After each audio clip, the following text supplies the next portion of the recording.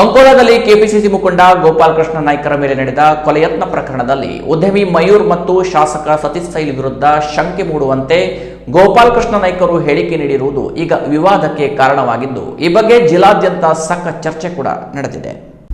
ಹೌದು, ಇಡೀ ಅಂಕೋಲಾವನ್ನೇ ನಡುಗಿಸಿದ್ದ ಕೆಪಿಸಿಸಿ ಮುಖಂಡ ಗೋಪಾಲಕೃಷ್ಣ ನಾಯ್ಕರ ಮೇಲೆ ನಡೆದ ಕೊಲೆ ಯತ್ನ ಪ್ರಕರಣ ಈಗ ಉದ್ಯಮಿ ಮಯೂರ್ ಹಾಗೂ ಶಾಸಕ ಸತೀಶ್ ಸೈಲ್ ವಿರುದ್ಧ ಅನುಮಾನಗಳು ಮೂಡುವಂತಾಗಿದೆ. ಹಲ್ಲೆಗೊಳಗಾದ ಗೋಪಾಲಕೃಷ್ಣ ನಾಯ್ಕರು ಆಸ್ಪತ್ರೆಯಿಂದ ಡಿಸ್ಚಾರ್ಜ್ ಆಗಿ ಬರುತ್ತಿದ್ದಂತೆ ಈ ಕೊಲೆ ಯತ್ನದ ಹಿಂದೆ ಸಹಕಾರಿ ಚುನಾವಣೆಯ ದ್ವೇಷ ಕಾರಣ ಎಂಬ ಹೇಳಿಕೆ ನೀಡುವ ಜೊತೆಗೆ ಉದ್ಯಮಿ ಮಯೂರ್ ನಾಯಕ್ ಮತ್ತು ಶಾಸಕ ಸತೀಶ್ ಸೈಲ್ ಅವರ ಮೇಲೆ ಅನುಮಾನ ವ್ಯಕ್ತವಾಗುವಂತಹ ಹೇಳಿಕೆ ನೀಡಿದ್ರು. ಇದು ಇಡೀ ಜಿಲ್ಲೆಯ ಜನರಲ್ಲಿ ಭಾರಿ ಅಚ್ಚರಿ ಮತ್ತು ಕುತೂಹಲಕ್ಕೆ ಕಾರಣವಾಗಿದೆ.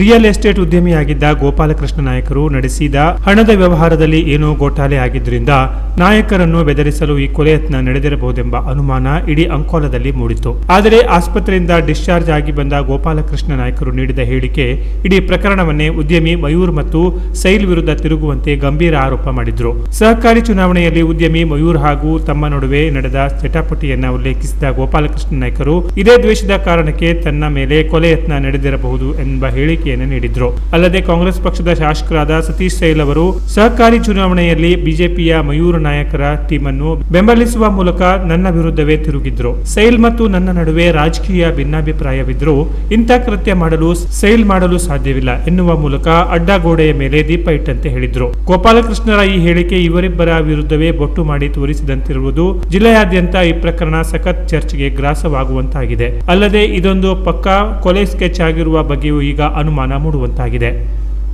ಕೋಪರೇಟಿವ್ ಚುನಾವಣೆದು ದ್ವೇಷ ಇರೋದು ನಿಜ. ಶಾಸಕರು ನನ್ನ ವಿರುದ್ಧನೇ ಮಾಡಿದ್ರು. ಆದರೂ ಕೂಡ ನಾನು TMS ಅಲ್ಲಿ ನಾವು ನಮ್ಮ ತಂಡ ಅವರು ನಮ್ಮ ವಿರುದ್ಧ ಬಣಕ್ಕೆ ಸಪೋರ್ಟ್ ಮಾಡಿದ್ರು ಕೂಡ ಈಗ RN ನಾಯಕನ ಮಗ ಇರೋದು ಯಾವ ಪಕ್ಷದಲ್ಲಿ? BJP ಪಕ್ಷದಲ್ಲಿ. ನಮ್ಮ ಶಾಸಕರು ಸಹಕಾರ ಮಾಡಿದ್ದು ಯಾವುದಕ್ಕೆ? BJPಗೆ. ಆದರೂ ಕೂಡ ನಾವು ಚುನಾವಣೆ ಗೆದ್ದಿದ್ದೀವಿ. ಯಾಕೆ? ಜನಕ್ಕೆ ಇಲ್ಲ ಯುವಕರು ಬೇಕು, ಬದಲಾವಣೆ ಬೇಕು ಅನ್ನೋ ಭಾವನೆಯಿಂದ ಜನ ನಮ್ಮನ್ನು ಓಟ್ ಕೊಟ್ಟಿದ್ದಾರೆ, ನಾವು ಗೆದ್ದಿದ್ದೀವಿ. ಹೌದು ಹೌದು. ಏನಾಗಿದೆ ಸಹಕಾರ ಚುನಾವಣೆಯಲ್ಲಿ? ನೋಡಿ, ಸಹಕಾರ ಚುನಾವಣೆಯಲ್ಲಿ ಅದರಲ್ಲಿ ಮುಚ್ಚುಮರೆ ಏನೂ ಇಲ್ಲ. ಸಹಕಾರ ಚುನಾವಣೆ ದಿನ ನಾವು 7 ಸ್ಥಾನಕ್ಕೆ ಸ್ಪರ್ಧೆ ಮಾಡಿದ್ವಿ. ನಾವು 7 ಸ್ಥಾನಕ್ಕೆ ಸ್ಪರ್ಧೆ ಮಾಡಿದಾಗ ನಾವು 7 ಸ್ಥಾನ ನಿಂತು ಚುನಾವಣೆ ಗೆದ್ದಿದ್ವಿ. ನಾವು ಜನ ಆಶೀರ್ವಾದ ಮಾಡಿದ್ರು, ಗೆದ್ದಿದ್ದೀವಿ. ಆ ಗೆದ್ದ ದಿನ ನಮಗೆ ನಮ್ಮ ಸ್ಥಳೀಯ ಹಿಂದೆಯ ಸಹಕಾರ ಕ್ಷೇತ್ರದಲ್ಲಿ TMS ಅಲ್ಲಿ ದಿವಂಗತ RN ನಾಯ್ಕರ ಪುತ್ರ ಅಲ್ಲಿ ಬಂದಾಗ ಅವನು ಅವನದೇ ಆದ ಬಲ ಪ್ರದರ್ಶನ ಮಾಡೋಕ್ಕೆ ಹೋದ. ನಾನು ಅದಕ್ಕೆ ಅವಕಾಶ ಕೊಡಲಿಲ್ಲ. ಅದಕ್ಕೆ ಅವನ ಪರ ನಮ್ಮ ಶಾಸಕರು ಇದ್ದರು. ಅದು ಗೊತ್ತಿರೋ ವಿಷಯನೇ, ಎಲ್ಲರಿಗೂ ಗೊತ್ತಿರೋ ವಿಷಯನೇ. ಅದರಲ್ಲಿ ಏನಿದೆ, ಮುಚ್ಚಿಡುವಂಥದ್ದು ಏನೂ ಇಲ್ಲ. ನಮಗೆ ಶಾಸಕರಿಗೆ ಭಿನ್ನಾಭಿಪ್ರಾಯ ಇದೆ ಅನ್ನೋದು ಗೊತ್ತಿರೋ ವಿಷಯನೇ. ಅದು ನಾನು ಶಿರೂರು ಗುಡ್ಡ ಕುಸಿದ ಸಂದರ್ಭದಲ್ಲಿ ಮುಖ್ಯಮಂತ್ರಿಗಳು ನನ್ನ ಮನೆಗೆ ಬಂದಾಗ ನನ್ನ ಮನೆ ಗೇಟ್ನಲ್ಲಿ ಸತೀಶ್ ಸೈಲ್ ಅವರು ಇಲ್ಲ, ನಾನು ಗಾಡಿ ಬಿಟ್ಟು ನಾನು ಬರೋದಿಲ್ಲ, ನಾನು ರಾಜೀನಾಮೆ ಕೊಡ್ತೀನಿ ಅಂತ ಹೇಳಿದಾಗ ನಾನು ಮುಖ್ಯಮಂತ್ರಿಗಳು ಎದುರುಗಡೆನೇ ಹೇಳಿದ್ದೀನಿ, ಸರ್ ನೀವು ಮುಖ್ಯಮಂತ್ರಿ ಆಗಲಿ ಅಂತ ನಾವು ಇವರನ್ನ ಗೆಲ್ಲಿಸಿದ್ದು ಅಂತಲೇ ಹೇಳಿದ್ದೀವಿ. ಅದರಲ್ಲಿ ಮುಚ್ಚುಮರೆ ಏನಿದೆ? It is an open secret. ನಾವು ಅದರಲ್ಲಿ ಹೌದು ಇಲ್ಲ ಅಲ್ಲ ಅನ್ನೋ ಪ್ರಶ್ನೆ ಇಲ್ಲ. ನಮಗೆ ಶಾಸಕರಿಗೆ ಸರಿ ಇಲ್ಲ, ಸಹಜ, ಅದು ಪ್ರಕ್ರಿಯೆ, ಅದು ಚುನಾವಣೆ. ಅದು ಕೊಲೆ ಮಾಡೋ ತನಕ ಯೋಚನೆ ಮಾಡ್ತಾರೆ. ನಾನು ನೋಡಿ ಒಂದು ಸ್ಪಷ್ಟ ಹೇಳ್ತೀನಿ, ಶಾಸಕರು ಇದರಲ್ಲಿ ಇದ್ದಾರೆ ಅನ್ನೋದು ಸುದ್ದಿಗಳು ಅಷ್ಟೇ ಬಿಟ್ಟರೆ ನಾನು ಅದಕ್ಕೆ. ಆದರೆ ಯಾರು ಈ ಪ್ರಯತ್ನದ ಹಿಂದೆ ಇದ್ದಾರಲ್ಲ ಅವ್ರಿಗೆ ಶಾಸಕರಿಗೆ ಸಂಪರ್ಕ ಇದೆ ಅನ್ನೋದು ನಮಗೆಲ್ರಿಗೂ ಗೊತ್ತಿರೋದು. ಅದು ಶಾಸಕರು ಈ ಮಟ್ಟಕ್ಕೆ ಇಳಿತಾರೆ ಅನ್ನೋದು ನಾನು ಕನಸಿನಲ್ಲಿ ಅನಿಸಲ್ಲ. ನಾನು ಅದನ್ನ ಬಗ್ಗೆ ಹೇಳಬಲ್ಲೆ. ಆದರೆ ರಾಜಕಾರಣದಲ್ಲಿ ನನ್ನ ಮೇಲೆ ದ್ವೇಷ ಇರೋದು, ಅದು ಈ ಮಟ್ಟಕ್ಕೆ ಇಳಿಯಂತ ವ್ಯಕ್ತಿತ್ವ ಅಲ್ಲ ಸತೀಶ್ ಸೈಲರ್ದು. ಅಲ್ಲ ಈ ಮಟ್ಟಕ್ಕೆ. ಇನ್ನು ಈ ಪ್ರಕರಣದಲ್ಲಿ ಶಾಸಕ ಸೈಲ್ ಅವರ ಹೆಸರು ಮುನ್ನೆಲೆ ಬರುತ್ತಿದ್ದಂತೆ ಕಾಂಗ್ರೆಸ್ನಲ್ಲೂ ಸಂಚಲನ ಮೂಡಿದ್ದು, ಈ ಬಗ್ಗೆ ಜಿಲ್ಲಾ ಕಾಂಗ್ರೆಸ್ ಸಮಿತಿಯು ಗೋಪಾಲಕೃಷ್ಣ ನಾಯಕರು ನಿರಾಧಾರ ಆರೋಪಗಳನ್ನು ಕಾಂಗ್ರೆಸ್ ಶಾಸಕ ಸೈಲ್ ಅವರ ವಿರುದ್ಧ ಮಾಡಿದ್ದಕ್ಕೆ ಖಂಡನೆ ವ್ಯಕ್ತಪಡಿಸಿದ್ದಾರೆ. ಇಂಥ ಆರೋಪದಿಂದ ಸೈಲ್ ಜೊತೆಗೆ ಪಕ್ಷಕ್ಕೂ ಮುಜುಗರ ತಂದೊಡ್ಡುತ್ತದೆ. ಹಾಗೇನಾದರೂ ನಿಮ್ಮ ಬಳಿ ಸಾಕ್ಷಿ ಇದ್ದರೆ ನೇರವಾಗಿ ಸೈಲ್ ವಿರುದ್ಧ FIR ದಾಖಲಿಸಿ ತನಿಖೆ ನಡೆಸಿ. ಅದರ ಬದಲು ನಿಮ್ಮ ರಾಜಕಾರಣಕ್ಕೆ ಸೈಲ್ ಅವರ ತೇಜೋವಧೆ ಮಾಡದಂತೆ ಜಿಲ್ಲಾ ಕಾಂಗ್ರೆಸ್ ಅಧ್ಯಕ್ಷ ಸಾಯಿ ಗಾಂವ್ಕರ್ ಮತ್ತು ಕಾಂಗ್ರೆಸ್ ಜಿಲ್ಲಾ ವಕ್ತಾರ ಶಂಭು ಶೆಟ್ಟಿ ಅವರು ಎಚ್ಚರಿಕೆ ನೀಡಿದ್ದಾರೆ.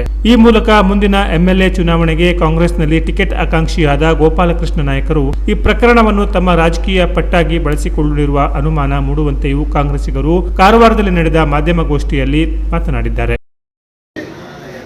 ಪೀಡಿತ ವ್ಯಕ್ತಿ ಎಕ್ಸಿಕ್ಯೂಟಿವ್ ಪರ್ಸನ್ ಗೋಪಾಲಕೃಷ್ಣ ನಾಯ್ಕರು ಸತೀಶ್ ಸೈಲ್ ಅವರ ಹತ್ಯೆ ಯತ್ನಕ್ಕೆ ಸುಪಾರಿ ಕೊಟ್ಟವರೊಡನೆ ಶಾಮೀಲಾಗಿದ್ದಾರಾ ಅಥವಾ ಸಂಪರ್ಕದಲ್ಲಿದ್ದಾರಾ ಅಥವಾ ಬೆಂಬಲ ಕೊಟ್ಟಿದ್ದಾರಾ ಈ ಕುರಿತು ಅವರಿಗೆ ಡೌಟ್ ಇದ್ದರೆ ಅವರು ನೇರವಾಗಿ ಪೊಲೀಸ್ ಡಿಪಾರ್ಟ್ಮೆಂಟ್ಗೆ ಅವರು ರಿಟರ್ನ್ ಕಂಪ್ಲೇಂಟ್ ಕೊಡಬೇಕು.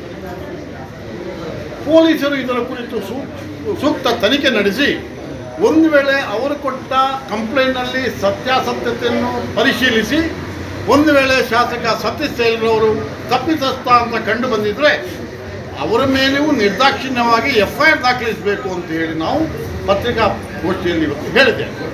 ಒಂದು ವೇಳೆ ಗೋಪಾಲಕೃಷ್ಣ ನಾಯಕರು ಇಷ್ಟೊಂದು ಕಂಪ್ಲೇಂಟ್ ಕೊಡದೆ ಸುಳ್ಳು ಕಂಪ್ಲೇಂಟ್ ಕೊಟ್ಟರೆ ಸತ್ಯಾಸತ್ಯತೆ ಅರಿಯುವಾಗ ಇದರಲ್ಲಿ ಯಾವುದೇ ಸತ್ಯ ಇಲ್ಲ ಅಂತ ಗೊತ್ತಾದರೆ ಗೋಪಾಲಕೃಷ್ಣ ನಾಯಕರ ವಿರುದ್ಧ ಪೊಲೀಸರು ಸುಮೋಟೋ ಆ್ಯಕ್ಷನ್ ತಗೊಂಡು ಅವರ ಮೇಲೆ ಸೂಕ್ತ FIR ದಾಖಲಿಸಬೇಕಂತ ಕೂಡ ನಾವು ಹೇಳಿದ್ದೇವೆ. ಆದ್ದರಿಂದ ಈ ವಿಷಯ ತುಂಬ ಗಂಭೀರವಾದದ್ದು. ಸತೀಶ್ ಸೈಲ್ರವರ ಮೇಲೆ ಇದ್ದ ಆಪಾದನೆಯನ್ನು ಹೋಗಲಾಡಿಸಲು ಕ್ಷೇತ್ರದ ಜನತೆಗೆ ಸತ್ಯಾಸತ್ಯತೆಯನ್ನು ತಿಳಿಸಲು ಒಟ್ಟಾರೆ ಪ್ರಕರಣದಲ್ಲಿ ಪೊಲೀಸ್ ಇಲಾಖೆ ಅಂತಿಮವಾಗಿ ಏನು ನಿರ್ಣಯಕ್ಕೆ ಬರುತ್ತದೆ ಎಂಬುದರ ಬಗ್ಗೆ ಜಿಲ್ಲೆಯ ಜನರ ಚಿತ್ತವಿದ್ದು ಮುಂದಿನ ದಿನಗಳಲ್ಲಿ ಈ ಪ್ರಕರಣ ಯಾವ ಸ್ವರೂಪ ಪಡೆಯುತ್ತದೆ ಎಂಬುದನ್ನು ಕಾದು ನೋಡಬೇಕಿದೆ. Canara plus news, Ankola.